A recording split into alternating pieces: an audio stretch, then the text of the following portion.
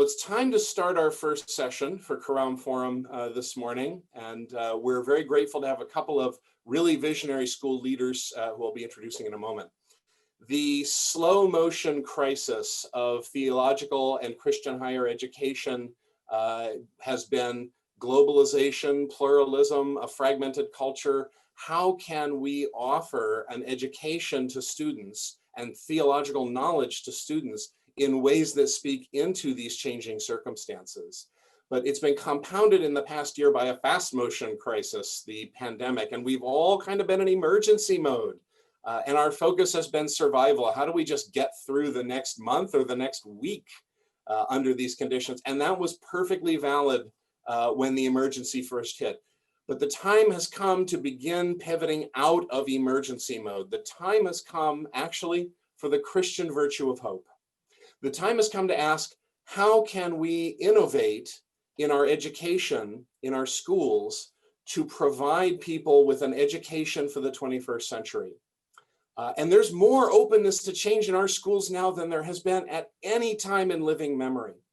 I had a vivid reminder of that, of these opportunities recently. A couple of months ago, someone reached out to me from a country where converting to Christianity is against the law, where it actually carries the death penalty to become a follower of Christ. And this is a journalist who wanted to interview me about my historical work on a Christian figure.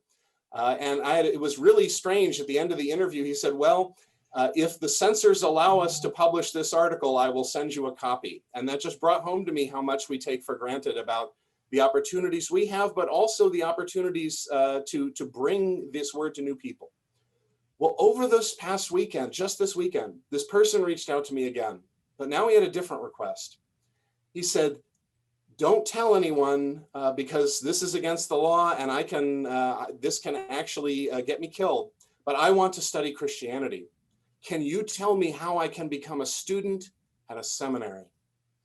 And that was such a powerful reminder to me, not only of the fact that these changing conditions that create challenges also create opportunities to bring the word of God to people who have never had the opportunity to hear it before, and people who've never had the opportunity to study before are having this opportunity.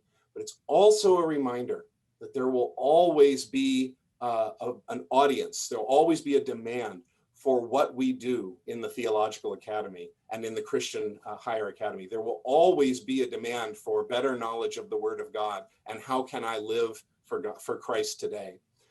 If we have the vision to offer it to people in a way that's accessible and effective, and that is what we're going to talk about in this session.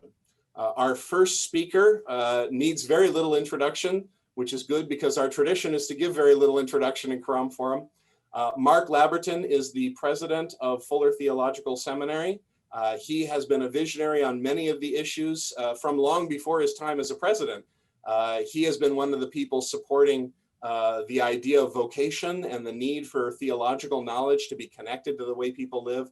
And since he's become president of Fuller, he's been leading some very bold changes. So we're very privileged to have him with us. And I'm going to turn it over to him now. Mark, would you please share with us your vision for the seminary in the 21st century? Thank you very much, Greg, and thank you for the privilege and gift of being able to be part of this conversation. I think the thing that immediately struck me in the middle of March was that we faced an urgent crisis of a technical kind. How are we going to respond to the crisis of the pandemic? And Fuller was better set up than some to be able to fairly nimbly make that change. But the crisis that was beneath it was a much deeper crisis, which I think had been already certainly in motion for a long time, in some ways for hundreds of years, and in other cases, perhaps shorter, but a long urgency. I think that one of the things that immediately strikes me and that is so central to this conversation today is what we put in the foreground and what we put in the background. The foreground that we're facing is daunting enough. The technical, economic, educational, pedagogical challenges of formation for a church that should matter in the way that Jesus wants and desires for it to matter should be formed by people, including us and many others, who are sharing in that common enterprise.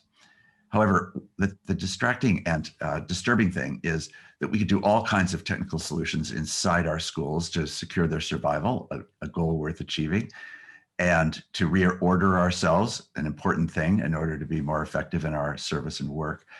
But we could actually miss the major crisis. So it depends on what we put in the foreground and what we put in the background. And I want to suggest that the foreground should not be the technical challenges that we face as institutions. How do we figure out technology? How do we figure out pedagogy? How do we figure out various economic realities and challenges that schools are facing? Those are all really important. Nobody doubts that whatsoever. But I think the real crisis is actually whether there will be a church in the 21st century that does actually matter. And that is not going to be answered by technical questions or answers to the issues of the day. It's really about what we're going to do about the deeper crises which are going on in our culture and in our cultures. And it's there that the real challenges, I think, arise. They have to do with, for one thing, matters of economic reality in many people's lives that make the educational process one that is often prohibitive to them. Or it's about issues of race and a sense of the church's crisis in this moment. No one's going to look back at this moment in American church history particularly and say, gosh, what did seminaries do? They're going to look at what did seminaries do, not to solve or respond to the technical challenges, but what did they do? What did we do in response to the deep historical challenges of race?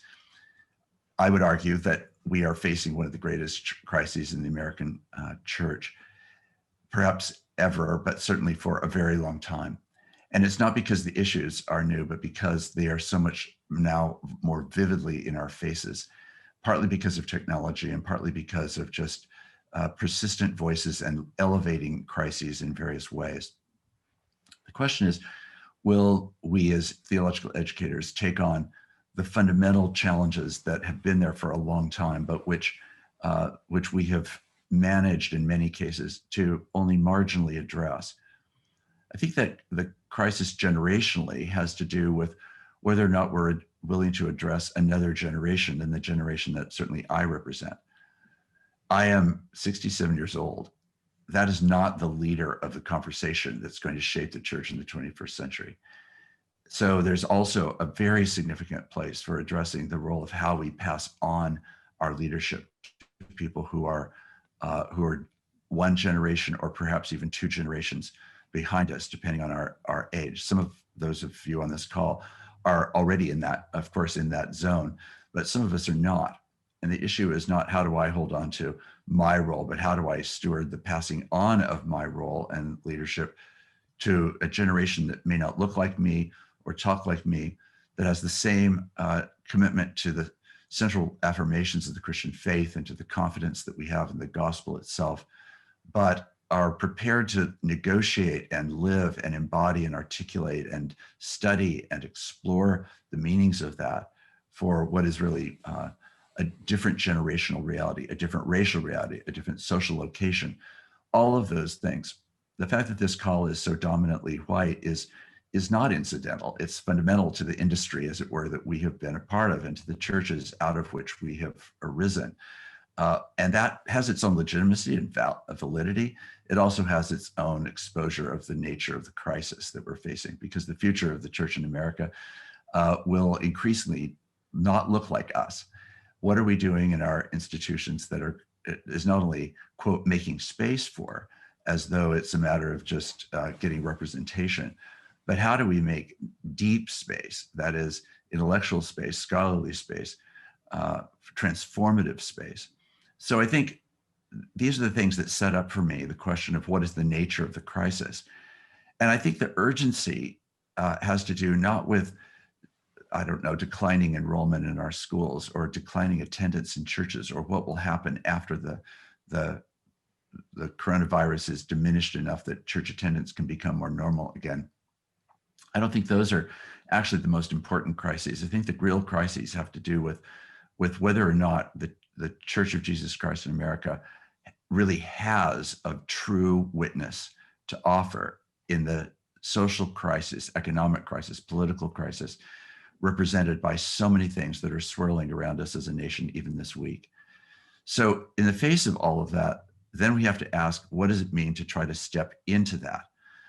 We have to attend to what is often too much in the foreground, namely our institutional issues, and instead move to the foreground, not of our own institutional issues only, but even more to the institutional and cultural issues that have to interact in order for the witness of our work to actually matter.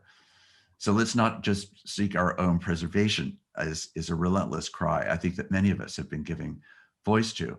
It's important that we survive. It's important that our institutions thrive, but it's not intrinsically important. It's important because of the trajectory of our mission. And it's that really has to garner, I think, our best attention. So the important moment, I think, that is upon us is to realize this is not a moment, but a season. And it's not a season for just being able to somehow make it through this moment, but it's actually critical that we embrace the thorniest pieces of the crisis that we're facing publicly as well. This is where the work of the Oikonomia is so critical to what we're actually doing, because the work of the body of Christ in the world is the evidence of whether or not we're actually showing up as people of faith who live and work and serve in ways that really matter. And it's really been, to me, an extremely important thing to ask ourselves, what is the audience that our institutions really serve? We can think about the academy. It's a very important audience. We can think about our alumni. We can think about our boards. We can think about our students. We can think about those that need degrees, but we can also think about those who are not necessarily in need of degrees, but also in need of certificates, of substantial intellectual opportunity for engagement, but integration with public life. So I think all these things are like a cluster of things that we each have to figure out how we're going to manage. And I think the first filter for me has been, what is the audience that actually most needs to be served by what it is that we're doing?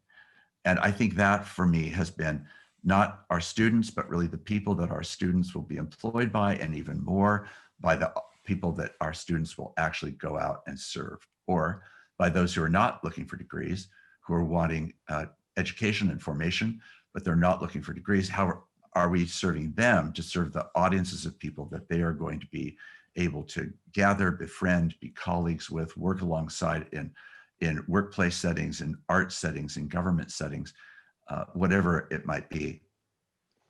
So I think while there's an urgency in a crisis of different kinds, the real urgency that grips my heart, that motivates why I hope Fuller Seminary exists and why it should matter in the world, is principally for the witness of the gospel in the world. And I mean that in the richest and multidimensional ways that I think all of us on this call would assume it must encompass. Then the question becomes, once you've, I think, clarified that, the second question for me is then, who do we believe we are? There's lots of tags and descriptors that we use for one another and for ourselves, for our institutions.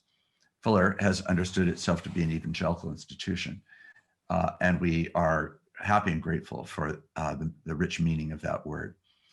It's also the case that that word is a major crisis, that it's not negotiable because nobody really holds the word. It isn't really ours to define. It's a barren public exercise, negotiated largely in terms of social media and other kinds of forces. So I think taking hold of our identity has meant to say, as a multi-denominational institution, that we are evangel-centric. That's a phrase that we're using to say the part of evangelicalism that matters most to us has to do with the evangel itself, the richness of Jesus, the Spirit, the kingdom of God, the reality of what the evangel seeks to be and to do in our world and culture. So it's in that setting that I think we find our identity, renew our identity. The ickalisms that have become attached to evangelicalism are highly negotiable and often debatable, and sometimes able to be embraced and sometimes should be repudiated.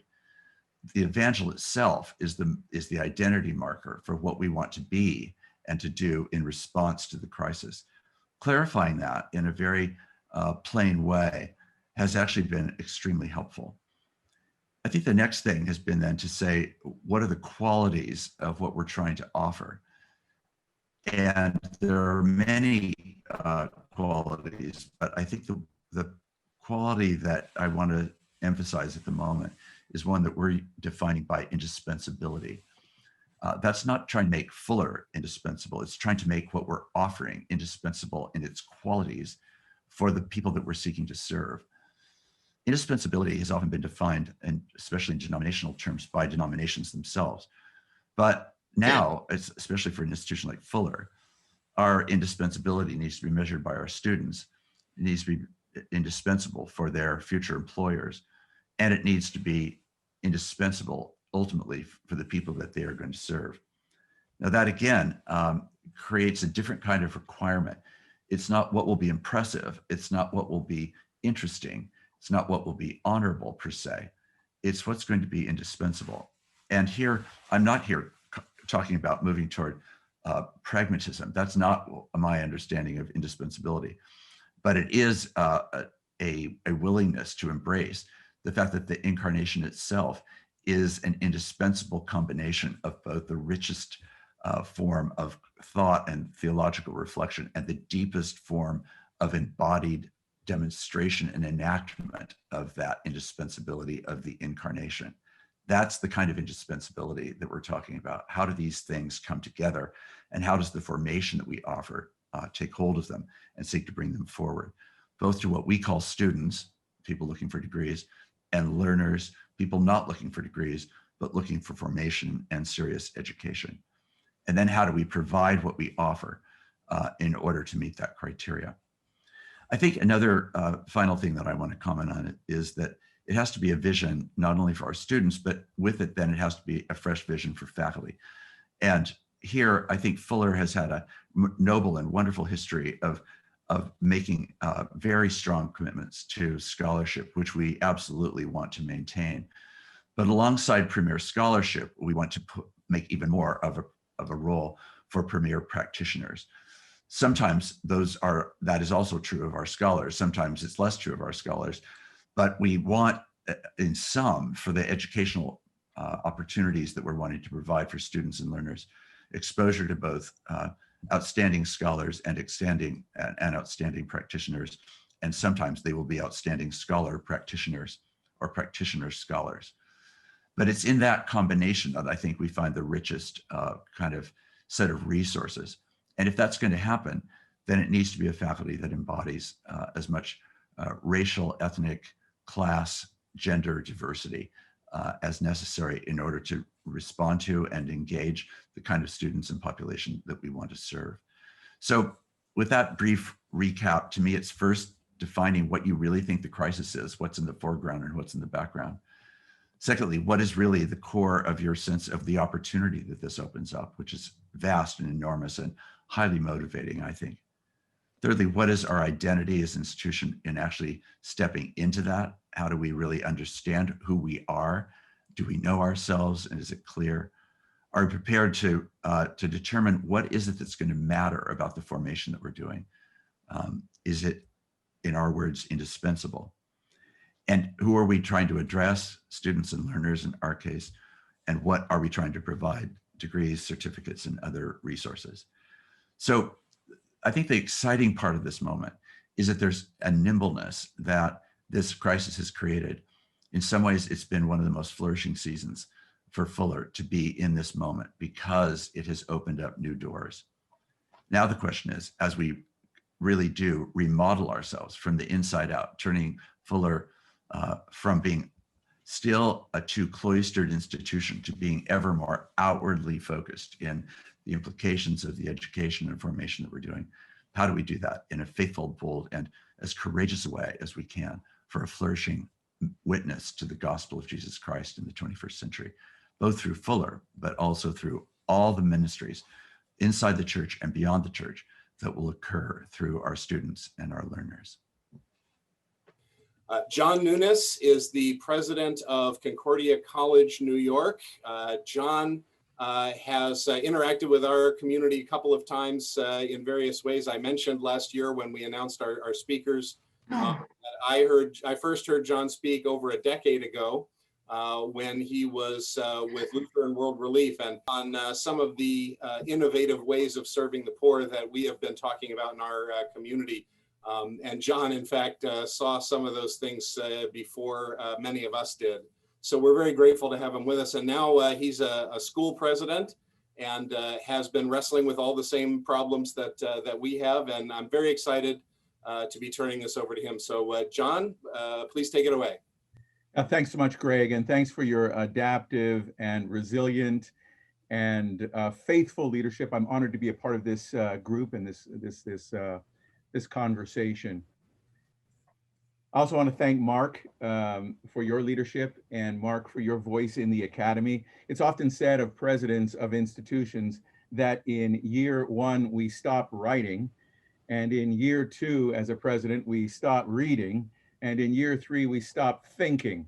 Well, you clearly, Mark, are the exception to that rule. Thank you for your very contradistinct leadership. You're a prolific thinker and writer and speaker, and I'm glad to be on the virtual podium with you today.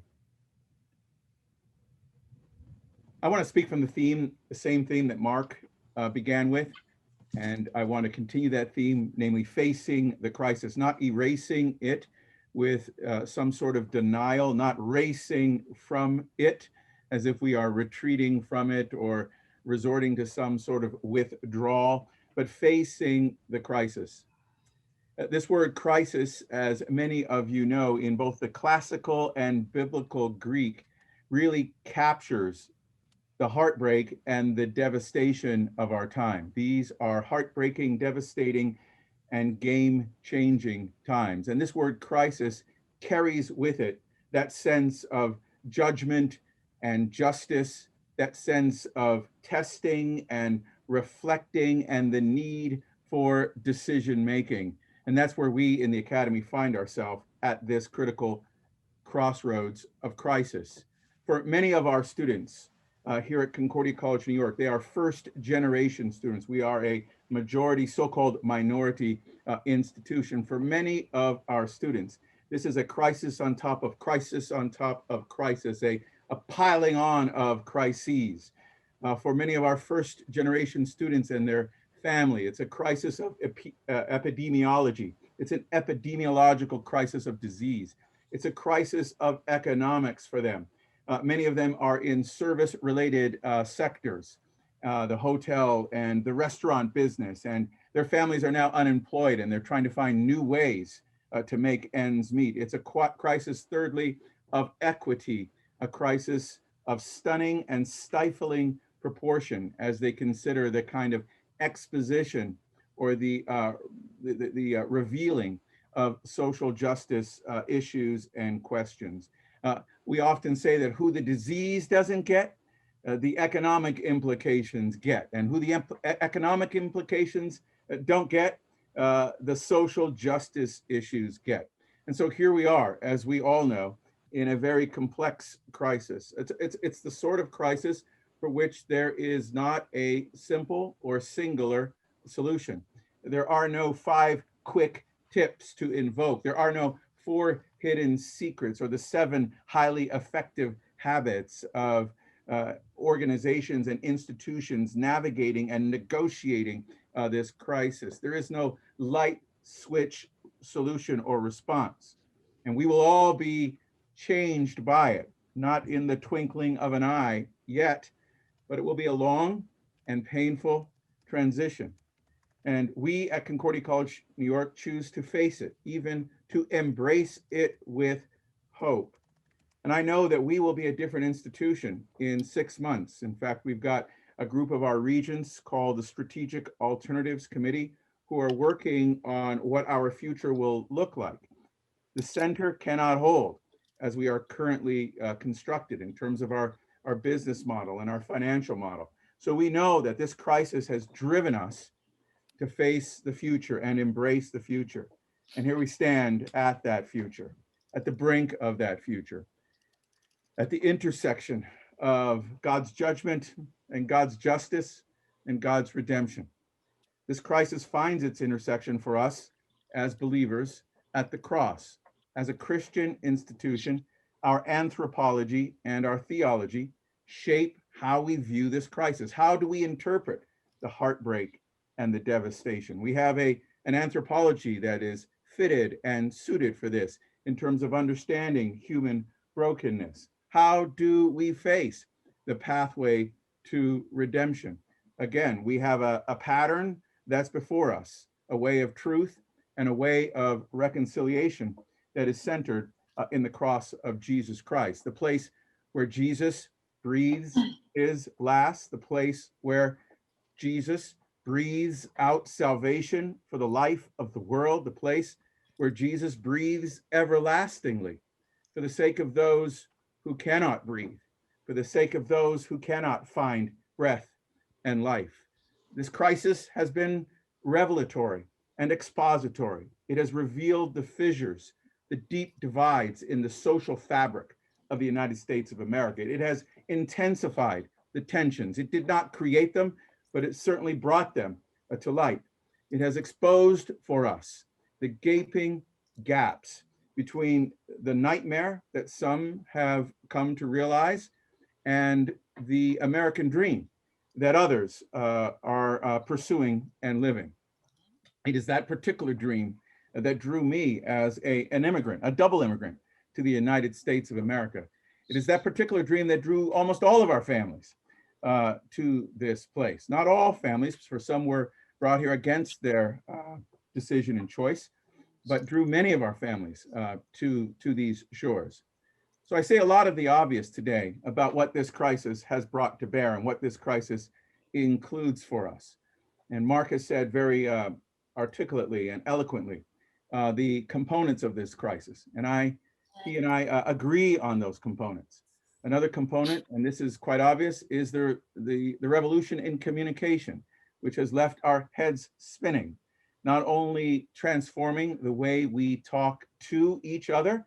This morning is a great example, but also transforming how we think about who is the other, how we think about ancient questions in new ways. Questions like, who is my neighbor? Questions like, where is my neighborhood? I am a part of a book group, a book club that meets on Wednesday evenings. And one of the books we're looking at now is, in fact, my new book. So no apologies for this. Meant for More is the title of the book. And we have, it's sponsored, the book club is sponsored by a church in downtown Chicago. And what has been most stunning for me are the people who from everywhere have become a part of this. What is the neighborhood for this book club, the neighborhood for this church, the neighborhood for this community of thought that is engaging the question? This crisis has intensified and accelerated these trends that were already underway among us.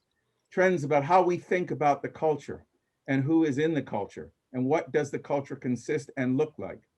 Wani Ann Joe teaches at Garrett Evangelical Theological Seminary, and she describes culture in a way that I appreciate and resonate with. She says that culture spaces are unfixed, unsettled, porous, and hybrid. They likely have been this for a long time. I, as a person who comes from a hybrid background, appreciate this kind of understanding of hybridity and the porousness that has been exposed, the boundaries and the borders that have been revealed during this time. Those boundaries that have been shown to be either unjust or unnecessary or unhelpful and are now definitely unsustainable. And so now here we are. Here we are in our faith communities and our institutions, face to face with the crisis, face to face in the crisis of diversity, where the boundary lines between what is global and what is local are blurred. You can't play in your own sandbox of selfishness anymore. The crisis drives us out of this and into the world, drives us back first to the cross of Jesus Christ, and that cross inevitably drives us now out into the world. The crisis drives us, as it were, back to our faith and our faith traditions. I like the words of Rabbi Jonathan Sachs, who died last year, the former head of the Commonwealth of Orthodox Judaism. And he talks about where this work needs to be done. And if you could pay attention in particular, please, to that second line. He says, too little work has been done, this line here, within, and pay attention, please, to that preposition, within the faith traditions themselves, to make space for the kind of diversity with which we will have to live if humankind is to have a future. These words echo the words of Martin Luther King Jr., who said that if we cannot find a way to live together as sisters and brothers, then we will surely perish apart as fools. And these words echo with that same sort of sentiment. But I like the way Rabbi Sachs drives us back to our own faith traditions. In other words, we grab our faith traditions by the lapels and we interrogate them and we demand for them to speak into our times and into our crisis. And I believe that as we dig deep within our traditions, that there is material there, that there are resources there, which can be helpful to us to make our next step through this crisis. An example of material within our traditions has to do with the very question of diversity, the question that Sachs is addressing here.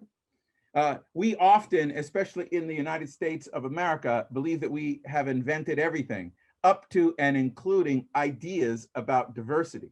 But if we dig back into our tradition, and for Christians in my tradition, we celebrate tomorrow as Epiphany. So let's go back to Epiphany, the visit of the Magi. And there we see these Magi who came from the East. And of course, we don't know exactly where they came from. Persia, I like to believe even India, but they came from Asia. To be sure, they came from Asia. So they came from what is at the right or beyond the right of that map that is before you. And that's in the second chapter of Matthew's Gospel, verses 1 through 12, the story of the Magi who come to pay homage to this newborn king. They come in the face of the emperor, the empire, the European empire that had colonial rule. So you see Europe up there, predominantly in the green and to the left of the map. And the European power had kind of empire, imperial control there. And then in verse 13, after Matthew 2, 1 through 12, the Holy Family flees to Egypt. They go south to Africa. So I think it's quite exciting that God chose as the epicenter for the first coming of God's Son. He chose this place that is at the crossroads, the critical crossroads of the ancient world. And I believe that's the same sort of call into which we have been called in our time, and because of this crisis, where all the boundary lines have been blurred and brought down, where those lines have been removed between us, that our faith was itself birthed in a diverse environment. And here we are, especially in this New York area, for example, where there are 800 different languages spoken. We're a megalopolis of 20 million people. And it's the most diverse megalopolis by far on the planet. Most large cities on the planet are monochromatic. But in the United States, we've got this unique experiment of diversity before us. Perhaps that's where the crisis is pushing us and driving us back from the cross, back into our tradition, and back into the world. And I said back into the world because that's where our tradition began. So a simple question for you to ponder as you think about this crisis.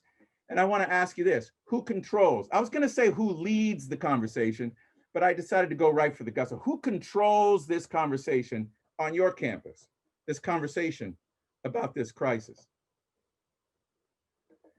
And I want to suggest something, that this topic is too important and these times are too complex to be determined primarily, that's the key word, primarily, by either the activists or by academic leadership. Now, I want to invoke a crisis theologian to make this point. Reinhold Niebuhr speaks of the tension between reason and fanaticism.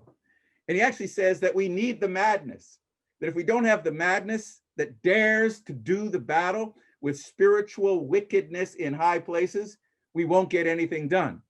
But that madness needs reason to work with it, that reason has work to do, as Niebuhr says, to bring that madness under control. Perhaps an application for our time and our day is that this crisis gives us an opportunity to invoke both the madness and the reason, a time for faculties, women and men of reason, to rise in a manner that empowers the madnesses of those who hunger for justice and those who hunger for a pathway forward, for our students to determine what comes next. And in this time of crisis, we have an openness to begin to remap new pathways towards the future.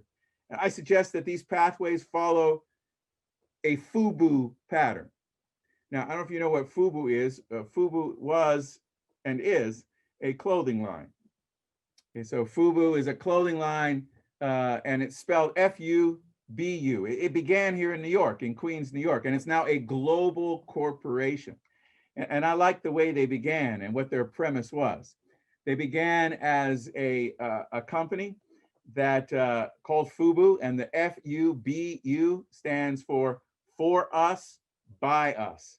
So I propose that in these unfixed, unsettled, porous times of crisis, the goal ought to be that our goals are determined for us and by us, that we think of our work as radically contextualized, owned by, and honed for each particular setting with its particular charisms and its particularly unpredictable future, a future that we embrace, a crisis that we embrace, that takes us to the cross and then walks us to the path of redemption, redeeming the time for the sake of full human flourishing in God's great Oikonomia.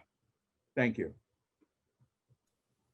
I'm going to start with my own question, and I teed this up a little bit, but John and Mark, what would you most like to see from the faculty you're working with at your schools to help make these changes happen? Consider this a what I wish my faculty knew about my job as president moment. I'm going to give you the hall pass to say, what would you like to see from us as faculty? And then folks, please feel free to post your questions in the chat. I guess I'm assuming John and Mark are back with us, but they may not be. Mark, you're muted. Oh, interesting. It wouldn't be a Zoom meeting if we didn't have one Mark, you're muted moment. Go ahead, Mark. Hi. I was going to defer to John on that note, but I'll jump in. So, well, I actually think that our faculty is being really attentive to what's going on and on every dimension. So that is the first major gift. I think there's a kind of protectionism that fell away.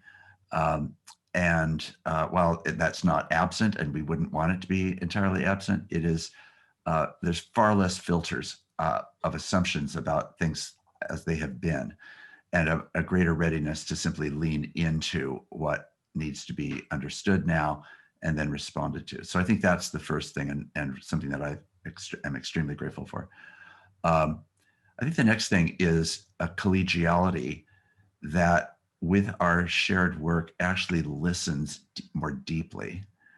And I think under the leadership of Amos Young, in our case, who's our chief academic officer, he's really fostered many, many different settings in which online that has been encouraged. And I'm very heartened by the way that that's unfolding, and I think increasing to a greater degree than was true when we were meeting in person. So I feel like we've actually had a faculty gain in lots of ways, and part of it has to do with our ability to hear and listen to one another. I think another thing is a welcome of voices that have been more easily hierarchicalized when you're physically in the same room, that are more democratized in an online setting. And I've been really grateful for that. So there's voices that have been able to be heard, I think, more prominently and deservingly so in this time than has been true before. So I think those are things that I would want. And I have to say, in that case, I'm really, really grateful that they are things that are happening. And Fuller, like every school, is absolutely on a learning journey here, and finds a lot of this still, of course, extremely difficult and challenging.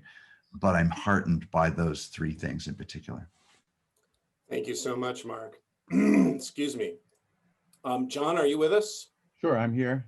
I don't know if you were with us when I asked the question, but as a tee-up question, what would you like to see from faculty as a school leader? Consider this a what I wish my faculty knew moment. I'm giving you the hall pass to let us know what you'd like to see from faculty to help these new models emerge. Yeah, thanks, Greg. So if you would have asked me a year ago whether or not I thought, or if you would have asked me the question a year ago, what would it take to move faculty from face-to-face instruction to online instruction, I would have said, $10 million and 100 years or something like that. I'm stunned at their degree of innovation and adaptivity, and their commitment to learning that exceeded the medium in which that learning occurred. I mean, exceeded a commitment to a particular medium in which that learning occurred. So I'm delighted, and we have a lot to learn from faculty in terms of the way that trajectory can continue. One of the things our faculty have done during this time, and we're in a time of transition here as an institution, our faculty have been very clear that shared governance is something they are interested in enhancing and advancing. And candidly, there's a truth to the fact that if you're not at the table, then you're on the menu. And so it's important. Their voices are very important at the table, and we've worked hard here to deepen and develop shared governance even in these times as we are in this kind of decision-making crisis.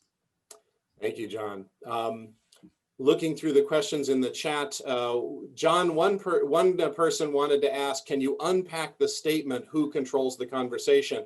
Another person asked the question, what changes need to be made in who controls the conversation?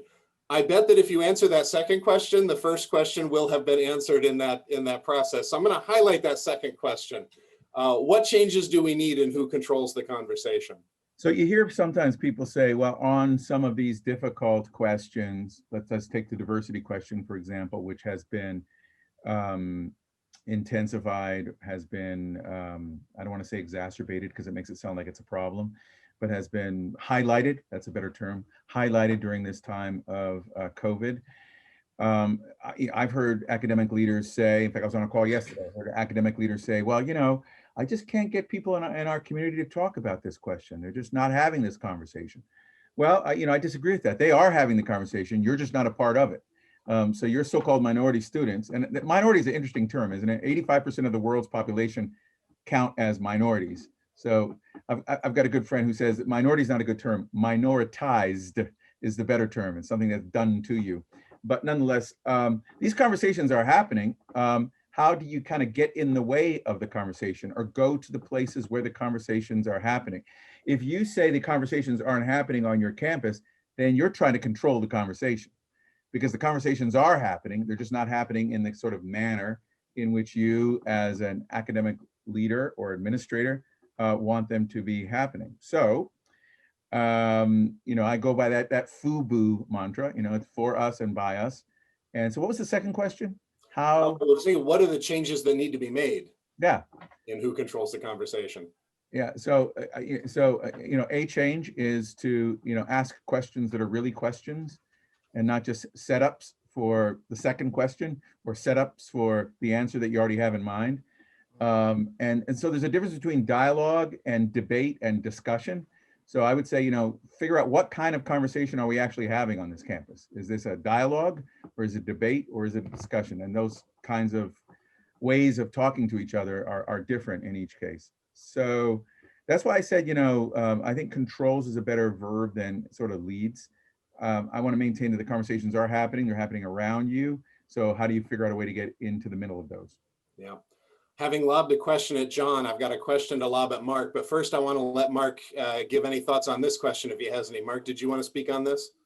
Well, I think it's been very, very important for us that in the strategic plan that we have refined, the first priority is actually to become a listening institution in many, many different dimensions than we have historically been. And there's structural, institutional forms to that, but there's also an ethos and culture that's committed to the acknowledgement from the start that we better be listening more deeply, differently, more wisely and discerningly, but also more vulnerably to voices that need to shape our understanding of the reality of what's happening around the world, in the United States, in all kinds of manifestations. So I'm just underscoring that. I think that value has to permeate us in a more radical degree. And I think we've made headway, but I think we have a long, long ways to go. I think that the Academy has tended to listen to itself and only sometimes listen to the church, and failed often to listen to voices that are beyond that. So I think those are inadequacies, and certainly the nationalism of America, all the evidence that says its entanglement with the church, and that itself is a huge crisis. So anyway, those are just some brief thoughts on that question. Well, amen to that summons from both of you. All right, having lobbed a question at John, I've got one to lob at Mark first, and then we'll let John speak to it if he wants to. This is another question that comes from multiple people. One person has asked, what are the actual processes on your campus for dialogue about these crises? So just what are the actual processes you're using? Are faculty meetings enough? Or are they even useful is a question. And then another person has asked, how do we help faculty who are slow to see this need appreciate why it's so important? And I take that to be another form of the same question. So Mark, what's happening on your campus? And everyone, please mute your audio if you are not Mark Labberton. Thank you. Well, I would start by saying that you have a wall-to-wall life of Zoom meetings. That's partly how you do this. You have as many opportunities to be with people in conversation in all kinds of different configurations, as open and porous as possible, more people included rather than less people included, and frequency of inclusion. So I think that, again, through the leadership of our Chief Academic Officer, Amos Young, and Ted Cozy as well, we've just been having, not just a lot of meetings, but a lot of very substantial meetings with really substantial conversation. And while it's not perfect, it has increased our ability to understand one another and to hear each other in different ways. And certainly the kinds of changes that we're making, which are fundamental and seminal really in Fuller's life, are ones that are being debated and discussed. Now that's with faculty. The question then becomes, how do you do this with staff? How do you do this also with students? And we're still, I think, inventing ways of doing that better. It involves some of the same structures, but it involves a routine, I think, that we haven't yet fully created to figure out how do we actually hear from people that we really need to understand. And there was a terrible failure that occurred for us in the winter last year. Such a funny phrase to now use.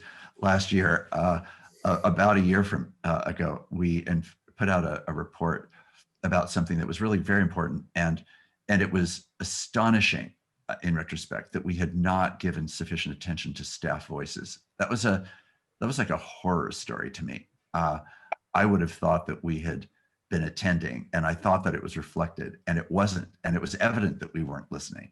And shame on us for not having done that, and not having done it deeply and substantially in the way that we should have, and I think have now been doing. But at that stage, it was an incredibly important mirror. So I think part of it is just assuming that work has to happen. How you respond to faculty who are slower, I think depends on why it is that they're slow. Sometimes they may be slow because they're recalcitrant, either because they just don't want the world to change, or they don't believe that anyone should define it except them, or because they're fearful, or because they're grieving over loss. I mean, we all know that there's so many different reasons why people are slow. But I think from the point of view of the mission itself, the most motivating thing to radical listening and change is a sense of urgency and clarity about the necessary character of what it is that's actually at stake. And to me, it's the witness of the gospel at stake in the world and at stake in America in a way that I believe is in such a crisis that it will undoubtedly, regardless of anything else, if we could stop time and just have the crises that are on the table right now, today, this week in America, the church is facing a multi-generational crisis that is going to take not just, a vaccine to fix. It's a long-term exposure of the failure of the church to live its identity. Now, that is the crisis. And at least to me, if the resistance is that we don't want to face that, or we don't want to live out our identity, well, then we're at first order collision. And I think it might be redeemable, but it would depend on God's Spirit's power to rescue that kind of crisis. Amen. And that's what we need to be. That is the crisis, and that is what we need to be relying on. John, did you want to come in on this question about processes going on your campus? Yeah, just briefly. And for me,